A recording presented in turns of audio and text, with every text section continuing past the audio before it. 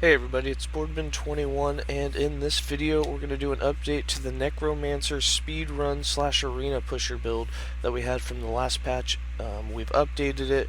It's actually going to be run quite a bit differently in terms of items and mechanics defensively, and offensively it'll still be pretty much the same, but we'll no longer be running Insanguius. You'll see we're no longer really a ward build. We're going to be straight HP with defense. We're still a kite build. We're still offensively doing damage over time, especially with the Wandering Spirits using the Plague Bearer staff. We will still generate ward because we threw in minions, and we get minions ward on skill usage and when they die. So we'll actually be stacking up between 300 to 500 ward at all times, but still a kite build, not using Insanguius, and a lot more defensive. And with this we were able to push 150 in the arena already, and it's definitely got more potential as we max out the items. With that, let's go ahead and get into the skills. Alright, for skills we're going to be running Summon Wrath, Transplant, Rip Blood, Wandering Spirits, and Mark for Death. With Summon Wrath, you want as many wraths for as cheap as possible, as quickly as possible, and since they're constantly dying, you don't really need any defense. We're not really using them for damage, although they do a little bit, so we're not getting putrid wraths or anything, but we do have 1 point in Locus of Resurrection, 2 points in Haunting, 2 points in Dark Scathe, 1 point in Echoes Inside, 3 points in Army of the Wrath, 5 points in Stygian River, 2 points in Reapers, and 4 points in Wrathbringer.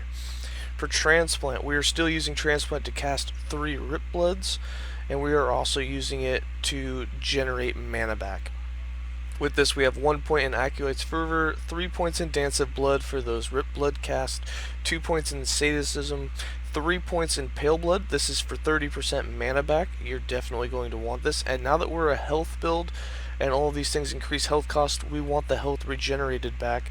So we have 1 point in Drink Deep. This will give us all of our health cost regenerated back. 2 points in Apostasy, 2 points in Bone Armor, 1 point in Sticky Blood, and 3 points in Siphon, so that when we transplant we have a pool of blood that heals us. So you get your health back, you generate your mana back, you cast Rip Blood 3 times, and you have a pool of blood that'll heal you over time. For Rip Blood, we are still using it for damage over time. It also gives us some health back. So you'll notice that we no longer have our points in Bleed Chance stack on the left side, but we still have it on the right side.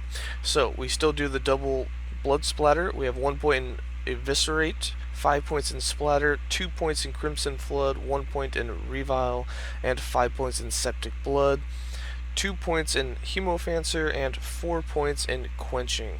For Wandering Spirits, our main damage dealer, we have 5 points in Thin Veil for revealing them as fast as possible, 1 point in Infectious Dead to convert them over to poison damage, 4 points in Lingering Souls for the longest duration, 3 points in Spirit Swarm for increased speed recovery, 2 points in Souls of Rage, 1 point in Spectral Putrance so they can attack from a distance, 1 point in Spectral Scorn to increase that distance, and 3 points in Soul of Filth to make them attack faster from that distance. And then Mark of Death, which we basically just use whenever you get surrounded by enemies or a bunch of physical enemies are coming towards you and you know you're going to be hit. You can also break up projectile groups with this. So you use it to fear and it'll just scatter them away for a second, letting you get out of danger. 5 points in Long Gaze, 1 point in Enemies Are Chilled, 1 point in Enemies Are Feared, 4 points in that duration of both, 5 points in Mana Efficiency, and 4 points in the duration of Marked for Death. For passives, we're running 4 points in Bone Armor, 8 points in Forbidden Knowledge, 8 points in Stolen Vitality, and 4 points in Crimson Gluttony. In Lich, we have 25 points, maybe more. That caps out at 25, but we have 8 points in Survival of the Cruel, 3 points in Wrathbringer for a putrid chance on kill, 1 point in Hollow Lich to convert all Health Leech into increased damage, 3 points in Desolation for increased damage over time and minion damage over time, 8 points in Lasting Stench for increased poison damage and poison duration. And then on our main Necromancer Mastered class, we have 56 points. We have 8 points in Exlar of Hunger, 5 points in Reclamation of Souls, 8 points in Blood Armor, 10 points in Mortal Tether, 8 points in Wisp Reaver, 1 point in Tyrant, 6 points in Cling to Life, 4 points in Empty to the Grave, very important to have this for the health regen, 1 point in Frantic Summons, and 5 points in River of Bones. Super important to have this right now since it's broken and gives you that massive amount of global damage. For items, you'll see our idols are not maxed. We are currently running some cooldowns for recovery speed with Transplant. We have 2 of those. We have a Rip Blood increase with some ward retention and 1 Shrewd idol for some ward retention. You can put in more ward retention if you want, more cooldown with recovery speed. You can put in really whatever you want. It doesn't matter. For items, for set, we're doing set health regen and set elemental protections with protections as your 2 suffixes on almost everything. We have that on all of the jewelry, all 4 pieces. And then for your helm, chest, and gloves, you're doing plus health regen per second, along with some glancing blow. Chest piece, we went with vitality. On the belt, we went with some armor and protections increase, more vitality on the boots. And the Plague Bearer's Staff is still our main weapon choice because of its poison on hit, which is just crazy. And you can see in our defenses, we have over 50% defenses on all protections. We have our 100% glancing blow.